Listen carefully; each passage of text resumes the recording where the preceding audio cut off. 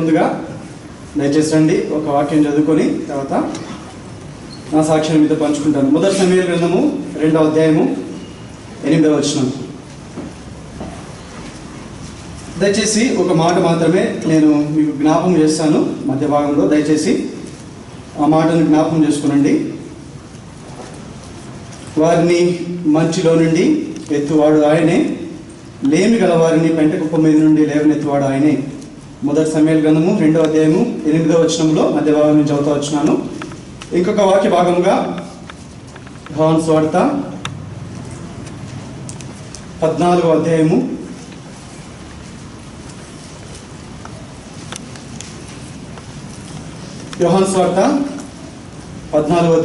18వ వచనం కలిసి చదువుకున్నామండి.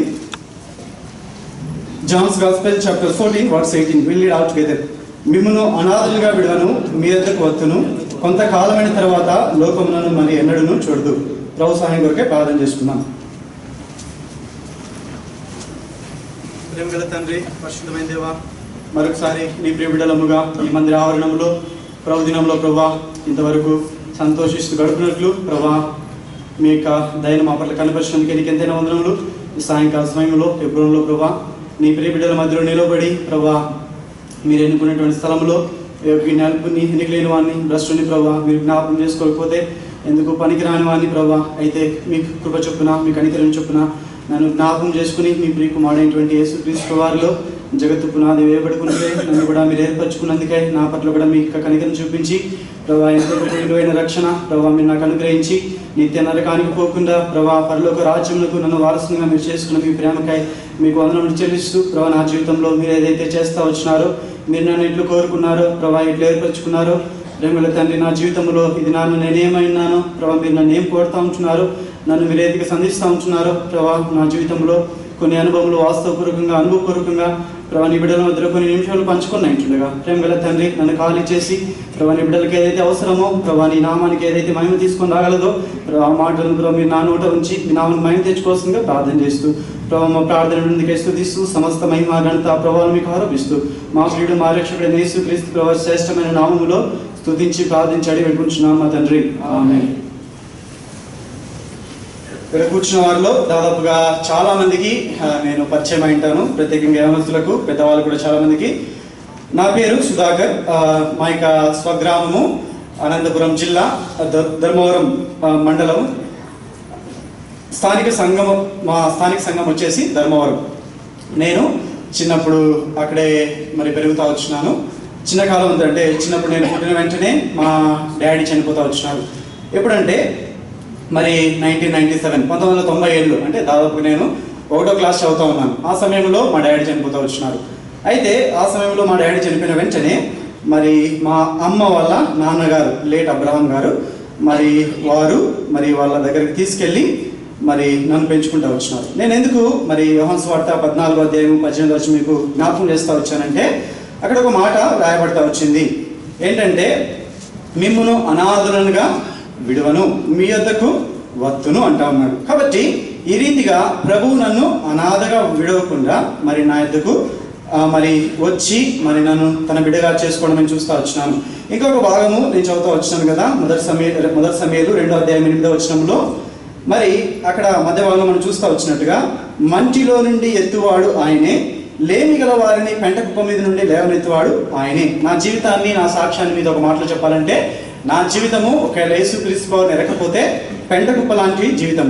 అయితే కేవలం దేవుడు కనికరించి మరి తను ఏర్పరచుకున్నాడు. ఎందుకంటే ఆయనే లేవనెత్తువాడు. నన్ను కూడా ఆయన కుమారుడైనటువంటి యేసుక్రీస్తు వారిలో నన్ను కనికరించి నన్ను లేవనెత్తుతూ వచ్చినాడు. అయితే మరి ఆ రీతిగా నా బాల్యం కొనసాగుతూ వచ్చింది. చిన్నప్పటి నుంచి కూడా మరి మందిరంలో సండే స్కూల్కి అటెండ్ అవుతూ వచ్చేవాడిని, తర్వాత మందిరంలో పనిచేస్తూ వచ్చేవాడిని. తర్వాత మరి నేను పుట్టేసరికి మా తాతగారు దేవుని నమ్ముకున్నారు, మా తాత వాళ్ళ పిల్లలు కూడా దేవుని నమ్ముకుంటూ వచ్చినారు. అదే రీతిగా మా తల్లిదండ్రుల వివాహం కూడా మరి క్రైస్తవ వివాహంగా చేస్తూ వచ్చినారు. అయితే అనుకోకుండా మా నాన్నగారు చనిపోతూ వచ్చినారు. అయితే ఈ సందర్భంలో మరి దేవుని యొక్క ఏర్పాటును జ్ఞాపకం చేయని నిమిత్తమై అప్పటికే మా తాతగారిని ప్రభు ఏర్పరచుకున్నాడు. ఆ రీతిగా బాల్యం నుంచి నేను మందిర క్రమంలో పెంచబడతా వచ్చినాను. అయితే నా జీవితంలో నాకు రక్షణ లేదు. ఇక్కడ అనేక మంది ఏమనిస్తున్నారు కనుక నా జీవితంలో నాకు రక్షణ లేదు. రక్షణ లేకుండా నేను మందిరానికి పోతూ పెంచబడతా వచ్చినాను. దాదాపుగా 10వ క్లాస్ వరకు కూడా నాకు రక్షణ లేదు. ఇంటర్మీడియట్ ఫస్ట్ ఇయర్ ఎండ్లో, అంటే మార్చిలో ఎగ్జామ్స్ రాస్తాము. అంటే దాదాపుగా 2008 సంవత్సరం మార్చిలో మరి జనవరి మాసంలో అనంతపురంలో ఒక యూత్ క్యాంప్ కండక్ట్ చేస్తూ వచ్చినారు. జనవరి మాసంలో ఎవ్రీ ఇయర్ జరుగుతుంది.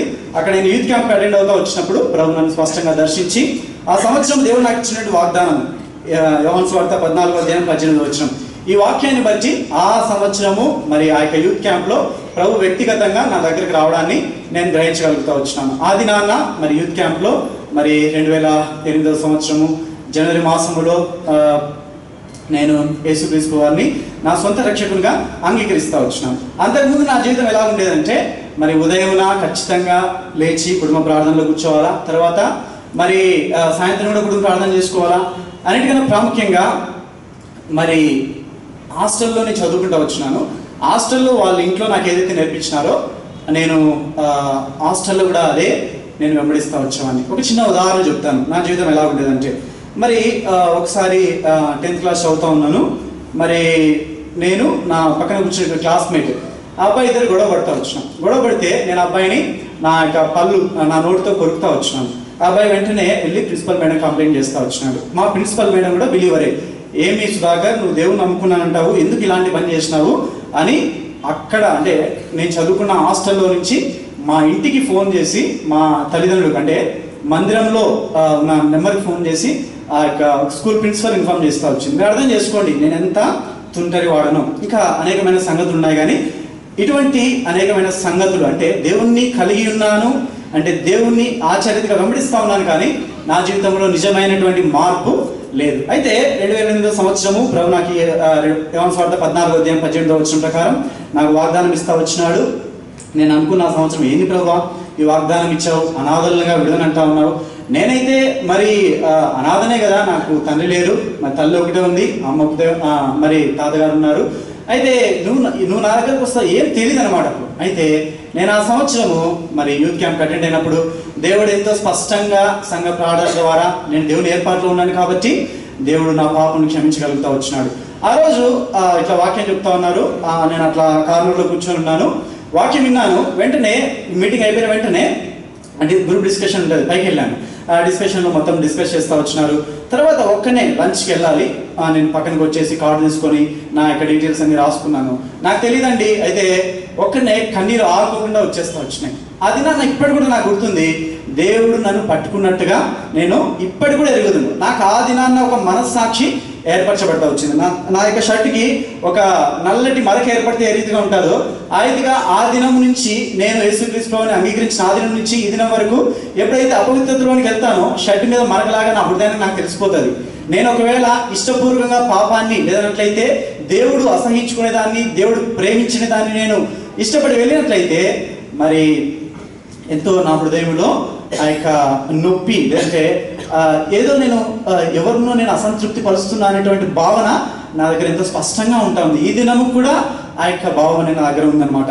అయితే ఆ రీతిగా దేవుడు తన ఏర్పాటులోనికి నన్ను తీసుకొని వస్తూ వచ్చినాడు. ఆ రీతిగా మరి నా యొక్క కుటుంబ పరిస్థితి కానీ అన్ని పరిస్థితులు కూడా నా జీవితం ఏంటంటే పెంట కుప్ప లాంటి జీవితం.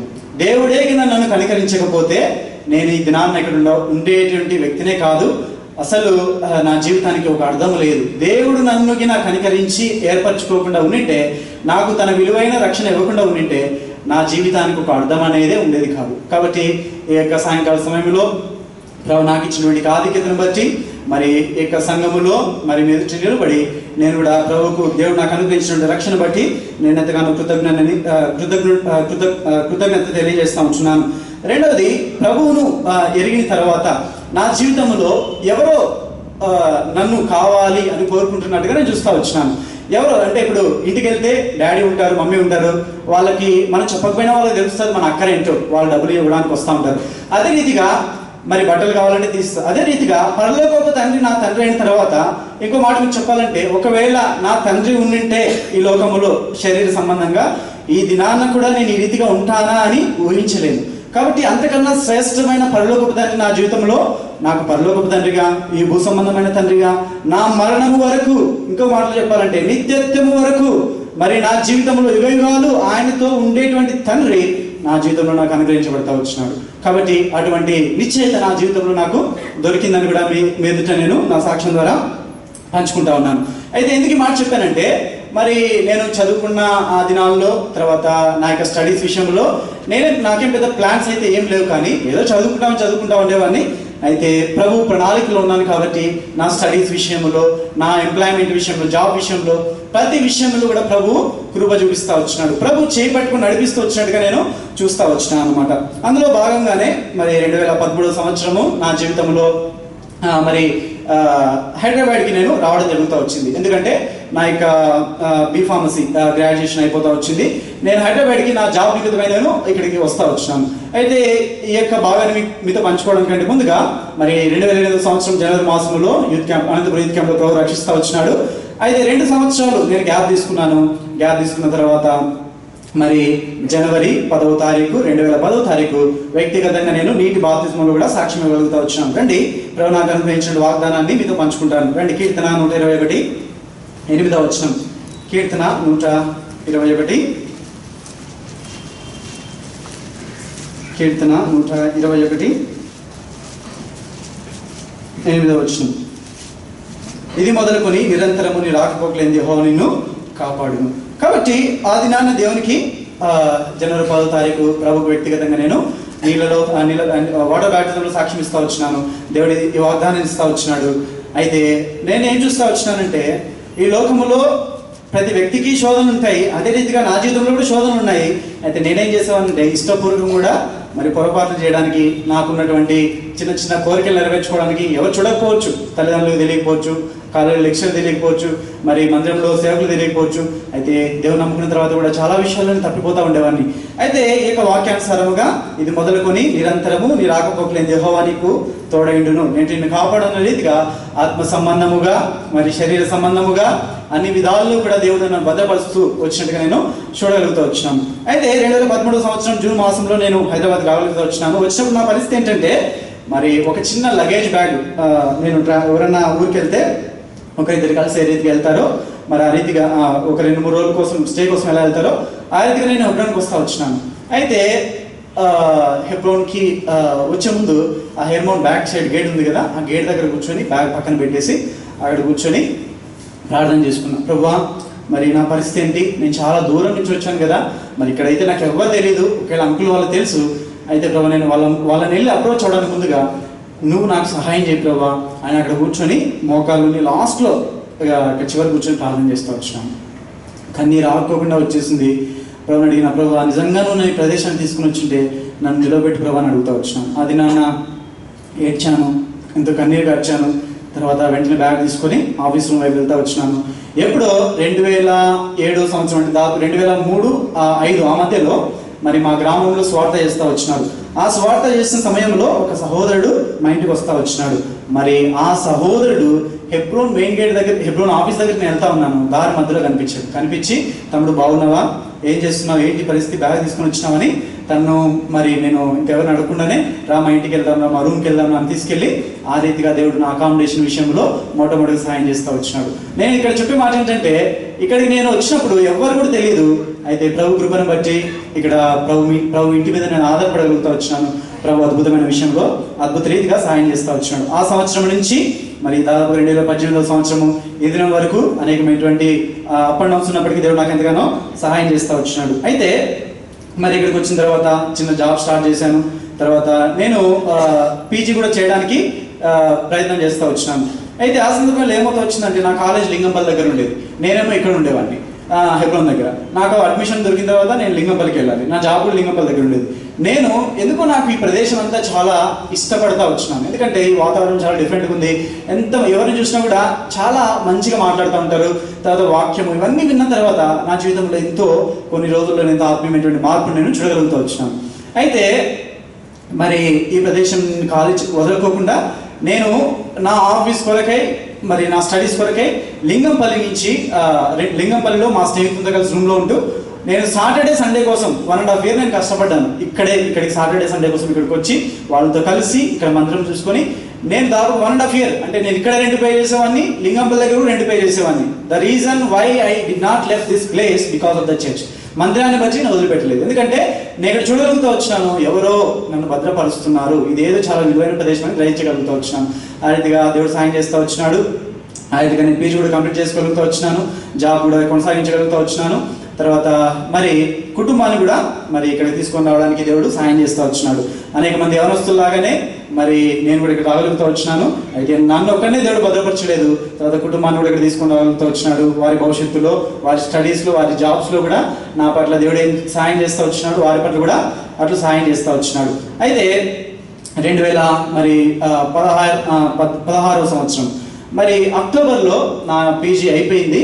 దాదాపుగా ఇంకా నేను ఒక కంపెనీలో జాబ్ చేస్తున్నాను, అది నేను క్విట్ చేస్తూ వచ్చినాను. క్విట్ చేసేసి నేను ఇంకొక మరి నాకున్న రెస్పాన్సిబిలిటీస్ అధికంగా ఉన్నాయి ప్రభా, మరి నేను ఎట్లా ప్రభా, మరి నాకు ఏదైనా అవసరం, నాకు ఇంకా మంచి జాబ్ కావాలని ప్రార్థన చేసుకుంటూ వచ్చినాను. పీజీ పార్ట్ టైం లాగా చేస్తున్నాను కాబట్టి ఈ పార్ట్ టైం జాబ్ సరిపోయింది, నాకు మంచి జాబ్ కావాలి ప్రార్థన చేస్తూ వచ్చినాను. కొన్ని పరిస్థితులను బట్టి నేనే వాలంటరీగా రిజైన్ చేస్తూ వచ్చినాను ఆ కంపెనీ నుంచి. ప్రభు మరి ఇష్టానుసారంగా నేను రిజైన్ చేసేసాను. మరి ఇంటికి వచ్చేసి దాదాపు 3 నెలలు 2016 అక్టోబర్ మిడిల్ నుంచి దాదాపుగా డిసెంబర్ వరకు కనిపెడతా వచ్చినాను. ఆ దినాల్లో నేనేం చేసేవానంటే, ఇంకా 3 నెలలు ఖాళీ ఉండేవాను కదా, ప్రతి రోజు కూడా దాదాపుగా మందిరంలో మరి ఉపవాస ప్రార్థనలో ఎన్నో రాత్రులు మరి చైన్ ప్రేయర్లు అయితే నేను ఉపవాస ప్రార్థనలో కనిపెడతా వచ్చినాను. వ్యక్తిగతంగా కూడా ప్రభు దగ్గర కనిపెడతా వచ్చినాను. ప్రభు అద్భుతంగా నాకు సాయం చేస్తూ వచ్చినాడు. మరి 2016 సంవత్సరంలో మరి ఒక అద్భుతమైనటువంటి ద్వారము నా జీవితంలో మరి దేవుడు తెలియజేస్తూ వచ్చినాడు. తద్వారా నేను మరి ముంబైలో జాబ్ చేయడం నిమిత్తమై దేవుడు ఒక అద్భుతమైన ద్వారం తెరుస్తూ వచ్చినాడు. మరి ఇక్కడ నుంచి వెళ్ళడానికి నాకు ఇష్టం లేదు. ముందే చెప్పాను కదా, స్టడీస్ కోసము లేదంటే జాబ్ కోసం, చిన్న జాబ్ కోసమే ఈ ప్రదేశాన్ని వదలలేదు. అయితే మరి ఇంత మంచి ప్రదేశాన్ని, కుటుంబాన్ని, ఇంతమందిని వదిలి అప్పటికే ఎంతోమంది పరిచయం అయిపోయారు, చాలా అందరితో క్లోజ్గా ఉంటున్నాను. మందిరంలో పిచ్చోళ్ళలాగా పనిచేసేవాడిని, ఎంతో ఇష్టం అనమాట నాకు ఈ మందిరంలో ఉండడం, పనిచేయడం. అయితే ఇక్కడ నుంచి ముంబైకి వెళ్ళాలనేటువంటి మరి ఆ యొక్క ఆఫర్ వచ్చినప్పుడు నేను ప్రభు దగ్గర మరి కనిపెడతా వచ్చినప్పుడు ఇర్మియా గ్రంథము 24వ అధ్యాయము 5 నుంచి 8 వచనం వరకు దేవుడు నాకు జ్ఞాపకం చేస్తూ వచ్చినాడు. అక్కడ ఏంటంటే మరి నేను చదువుతాను, గమనించండి. ఇర్మియా గ్రంథం 24:5 నుంచి 8 వచనాలు. ఇజ్రాయేల్ దేవుడైన యెహోవా ఆజ్ఞించినదేమనగా, వారికి మేలు కలగాలని ఈ స్థలం నుండి నేను కల్దీల దేశం చెరగా పంపు యూదులను ఒకటి మంచి అంజూర పనులను లక్ష్య పెట్టుచున్నాను. వారికి మేలు కలిగినట్లు నేను వారి మీద దృష్టి ఉంచుచు ఈ దేశంలోకి వారిని మరలా తీసుకుని వచ్చి పడగొట్టక వారిని కట్టేదను, కలిగింపక వారిని నాటేదను అని దేవుడు నాకు వాగ్దానం ఇస్తావచ్చు. ఈ వాగ్దానాన్ని బట్టి దేవుడు అక్కడ పైన మాట జ్ఞాపకం చేసుకుని 5వ వచనంలో మరి చెరగా పంపు యూదులను అంటా ఉన్నాడు. నన్ను ఒక మరి చెరగా దేవుడు పంపించినట్టుగా అక్కడ జ్ఞాపకం చేస్తూ వచ్చినాడు. అంతేకాదు మరి 6వ వచనంలో వారికి మేలు కలిగినట్లు నేను వారి మీద దృష్టి ఇచ్చుచు ఈ దేశంలోకి వారిని మరలా తీసుకుని వచ్చి పడగొట్టక వారిని కట్టేదను, పెళ్ళగింపక వారిని నాటేదను అనే దేవుడు నాకు వాగ్దానం ఇస్తూ వచ్చినాడు. ఈ వాగ్దానాన్ని బట్టి 2017 సంవత్సరము ఫిబ్రవరి మాసంలో మరి ఈ ప్రదేశం నుంచి నేను ముంబైకి వెళ్ళడం జరుగుతూ వచ్చింది. కుటుంబం వాళ్ళు ఇక్కడే ఉంటా వచ్చినారు. అయితే నా ఆఫీస్ బాధ్యతల రీతిగా నేను ముంబైకి వెళ్తా వచ్చినాను. అయితే అక్కడ కూడా దేవుని పనిలో వాడుకోబడడానికి దేవుడు ఎంతగానో సాయం చేస్తూ వచ్చినాడు. తర్వాత మరి ఇక్కడికి తిరిగి రావడానికి కూడా ఇదే వాగ్దానాన్ని దేవుడు చేపట్టడానికి సాయం చేశాడు. మరి దాదాపుగా మరి అక్టోబర్ మాసంలో 28వ తారీఖు తిరిగి నేను 29వ తారీఖు ఇక్కడికి తిరిగి ఈ వాగ్దానాన్ని ఆధారంగా చేసుకుని బయటకు వెళ్ళడం జరుగుతూ వచ్చింది. ఇదే వాగ్దానాన్ని ఆధారంగా చేసుకుని తిరిగి మరి ఇదే ప్రదేశానికి రావడము జరుగుతూ వచ్చింది. మరి ఈ సమయంలో దేవుడు మరి రక్షించిన తర్వాత మరి బ్యాప్టిజంలో సాక్ష్యం ఇచ్చిన తర్వాత దేవుడు మరి మందిరంలో పనిచేయడమే కాదు, అనేకులతో మరి ఎంతో మరి సాన్నిధ్యంగా ఉండడమే కాదు, కానీ అయితే ఎన్నో ఆత్మీయమైన పాఠాలు నేర్చుకున్నాను. అయితే అందులో భాగంగా మరి దేవుడు నన్ను తన పనిలో కూడా వాడుకోవడానికి ప్రారంభించాడు. 2014 సంవత్సరం నాకు ఇర్మియా గ్రంథము 1వ అధ్యాయం 9వ వచనం దేవుడు వాగ్దానం ఇస్తూ వచ్చినాడు. అందులో మరి ఇదిగో నేను నీ నోటి నా మాటలు ఉంచున్నాను కాబట్టి అని నీ నోటి నా మాటలు ఉంచున్నాను అనేటువంటి వాగ్దానాన్ని దేవుడు నాకు అనుగ్రహిస్తూ వచ్చినాడు. అదే రీతిగా యెషయా గ్రంథము 59వ అధ్యాయము చివరి వచనంలో కూడా ఒక మాట ఉందన్నమాట. నేను వారితో చేయ నిబంధన ఇది. యెషయా గ్రంథము 59:21 నేను వారితో చేయ నిబంధన ఇది, నీ మీద నన్ను ఆత్మయు నేను నీ నోట ఉంచిన మాటలను నీ నోట నుండి నీ పిల్లల నోట నుండి నీ పిల్లల నోట నుండి ఈ కాలం మొదలుకొని ఎల్లప్పుడూ నువ్వు తొలగిపోవని యెహోవా సెలవిచ్చున్నాడు. కాబట్టి ఈ యొక్క వాగ్దానాన్ని ఆధారంగా చేసుకుని ప్రభు మరి ఈ ప్రదేశం నుంచి దాదాపుగా చెప్పాలంటే చాలా ఫేర్ ప్లేసెస్కి చెప్పాలంటే దాదాపుగా మినిస్ట్రీ విషయమై చాలా ప్లేసెస్ ఇండియాలో కవర్ చేయడానికి దేవుడు కృప చూపిస్తూ వచ్చినాడు. మీకు అందరికీ తెలిసి ఇక్కడ నుంచి రాత్రి సాటర్డే బయలుదేరి వెళ్ళేవాడిని, కొన్నిసార్లు సండే మార్నింగ్ లేసి వెళ్ళిపోయాని, 3 o'clock 4 o'clock, కొన్నిసార్లు సాటర్డే నైట్ బయలుదేరి వెళ్ళిపోయాని. అయితే దాదాపు ఎన్నో ప్లేస్లో దేవుని యొక్క మరి పరిచయం చేయడానికి దేవుని దాసులు తర్వాత మందిరం ద్వారా కూడా దేవుడు కృప చూపిస్తూ వచ్చినాడు. ఈ రీతిగా మరి ఈ చిన్న సాక్ష్యం ద్వారా నేను మీకు చెప్పేది ఏంటంటే మరి నా జీవితంలో దేవుడు నన్ను తన ఏర్పాటులో ఉంచుకుంటూ వచ్చినాడు. అంతేకాదు తను నన్ను ఎందుకు ఏర్పరచుకుంటూ వచ్చినాడో తెలియజేస్తూ వచ్చినాడు. ఇది నాలో జరిగేటువంటి గొప్ప పోరాటం ఏంటంటే దేవుడు నన్ను సమర్పించుకొని కొడతా ఉంటాడు. ఎటువంటి సమర్పణ అంటే సేవ కోసమే దేవుడు డిమాండ్ చేయట్లేదు. దేవుడు నన్ను ఒకవేళ పిలిస్తే తప్పకుండా 100% నేను దేవుడు సేవించడానికి ఇష్టం. ఎందుకంటే ముందే చెప్తా వచ్చినాను, పెంట కుప్ప లాంటి బతుకును దేవుడు పైకి తీసుకుని వచ్చినాడు, నా కుటుంబాన్ని కూడా పైకి తీసుకుని వస్తూ వచ్చినాడు. అంతేకాదు ఎంతో మందికి నిజమైనటువంటి ఆశీర్వాదకరంగా నన్ను మారుస్తూ వచ్చినాడు. నేను డబ్బులు సంపాదించుకుని నా కోసం నా కుటుంబం కోసం బతుకోకుండా అనేక మంది కొరకు దేవుని ఇంటి కొరకే పనిచేసినట్లు దేవుడు కృప చూపిస్తూ వచ్చినాడు. అయితే ఈ యొక్క అంతరంగంలో నాలో ఏంటంటే ఒక పోరాటం అయితే బయటికి బాగా కనిపించవచ్చు, కానీ అంతరంగంలో శరీరముతో పాపముతో అనేకసార్లు లోకముతో ఎంతో గొప్ప స్ట్రగుల్ ఉంటా ఉండేది, ఎంతో పోరాటం ఉంటా ఉండేది. అయినప్పటికీ దేవుడికి తన కనికరం చొప్పున నేను మీకు ఒకటే మాట ఏం చెప్తా ఉన్నానంటే ఆయన నన్ను తన బిడగా చేసుకున్నాడని చూస్తూ వచ్చినాను. నన్ను తన అరచేతుల మీద చెక్కున్నట్టుగా నేను చూస్తూ వచ్చినాను. ప్రభు భద్రపరుస్తున్నట్టుగా చూస్తూ వచ్చాను. ఇది నాన్న మీ వద్ద నిలబడి నా వయసు ఎంతంటే 27 సంవత్సరాలు. నేను మీ వద్ద నిలబడి చిన్న మాటలు చెప్పగలుగుతున్నానంటే దేవుడు నన్ను భద్రపరచకుండా ఉండింటే ఈ యొక్క పాపలోకములో శత్రు యొక్క దాడిలో నేనే ప్రయత్నం చేస్తూ వచ్చినాను నేను పాటు చేసుకోవడానికి. ఒకవేళ దేవుడు అనుమతించింటే నా జీవితంలో అర్థం లేకుండా ఉండేది. దేవుడు ఎరిగిన తర్వాత కూడా నేను మీకు ఒక చిన్న మాట ఏం చెప్పాలనుకుంటున్నానంటే దేవుడు నన్ను భద్రపరుస్తున్నట్టుగా చూస్తూ వచ్చినాను. ఎప్పుడైతే దేవుడు నన్ను భద్రపరుస్తున్నాడని చూస్తూ వచ్చినానో ఆ దేవుని నమ్మకత్వానికి నన్ను నేను అప్పగించుకోకుండా నా యొక్క అపవిత్రతను నా యొక్క చిన్న కోరికలను నేను ప్రభా నువ్వే నా జీవితంలో సహాయం చేయకపోతే నా జీవితానికి అర్థం లేదు కదా, నీకు సమర్పించుకోవడానికి ఇష్టపడుతున్నానని ఆ తీర్మానంతో నేను ముంబై నుంచి వెనక్కి వస్తూ వచ్చినాను. కాబట్టి ఆ తీర్మానం ఏంటంటే ప్రభువును కుటుంబంతో కలిసి మన పర్యంతరం కూడా సేవించాలన్నటువంటి తీర్మానం. ఒకవేళ ముంబైలోనే ఉంటే మంచి డబ్బులు వచ్చేవి, ఇంకా మంచి కంపెనీస్ ఉన్నాయి, తర్వాత నుంచి ఇంకా ఎక్కడికైనా వెళ్ళడానికి కూడా ఉండేది. అయితే నా తీర్మానం ఏంటంటే అక్కడికి వెళ్ళిన తర్వాత వరల్డ్లీనెస్ అన్నీ చూసిన తర్వాత ఒకటి తీర్మానం చేసుకున్నాను, ప్రభువా నాకు ఇదంతా అవసరం లేదు, ఇప్పుడు నేను ఎన్నికి వెళ్తాను, నువ్వు నాకు సహాయం చేయి, నీ ఏర్పాట్లో ఉంటే నా మరణ పర్యంత వరకు కూడా నేను నమ్మకంగా సేవిస్తాను, నువ్వు ఎక్కడ పెట్టినా కూడా.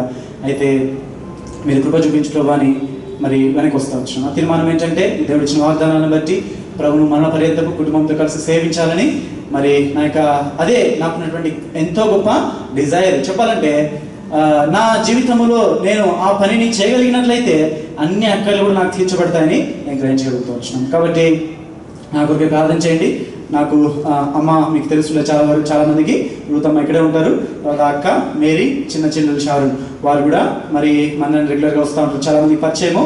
అయితే దయచేసి జ్ఞాపకం చేసుకునండి, ఇదే సమయంలో మేము మా వివాహాల కోసం ప్రయత్నం చేస్తూ ఉంటున్నాం, అక్క కోసం చూస్తూ ఉంటున్నాము, నా విషయం కూడా చూస్తూ ఉంటున్నాము. అయితే ప్రాముఖ్యంగా నాకు ఉన్నటువంటి తీర్మానం ఏంటంటే ప్రభువును ఎటువంటి విధానంలో ప్రభు ఎటు కోరుతూ ఉంటున్నాడు ఆ మేరకు నేను ప్రభువుని సేవించాలి. ఇంతవరకు దేవుడు ఎటువంటి ఆధిక్యత ఇచ్చాడు అంటే మరి అనేక పోరాటంలో వచ్చినప్పుడు తిరిగి జయించడానికి సాయం చేస్తూ వచ్చినాడు, తిరిగి వెనక్కి రావడానికి కూడా సాయం చేస్తూ వచ్చినాడు. అయితే ఈ చిన్న సాక్ష్యం ద్వారా మీకు వినిపించేటువంటి మనం ఏంటంటే భవిష్యత్తులో మరి ప్రభు ఇంటిని ఆనుకొని అనేకమైనటువంటి పరిస్థితులు గుండా ప్రభువును నమ్మకంగా సేవించినట్లు, ప్రభువుకు మహిమ తెచ్చే బిడ్డగా నేను జీవించినట్లు, మరి ఇంతవరకు దేవుడు నా జీవితం ఏం చేస్తూ వచ్చినాడో మరణ పర్యంతం కూడా అటువంటి విశ్వాసతను దేవునికి నేను కనపరిచి దేవునికి మహిమ తీసుకొని వచ్చే బిడ్డగా ఉన్నట్లు ప్రభు సహాయం చేయనట్లు నా కొరకు నా కుటుంబం కొరకు కూడా మీరు ప్రార్థన చేయవలసిందిగా మనం చేస్తూ ఉంటున్నాను. Thank you.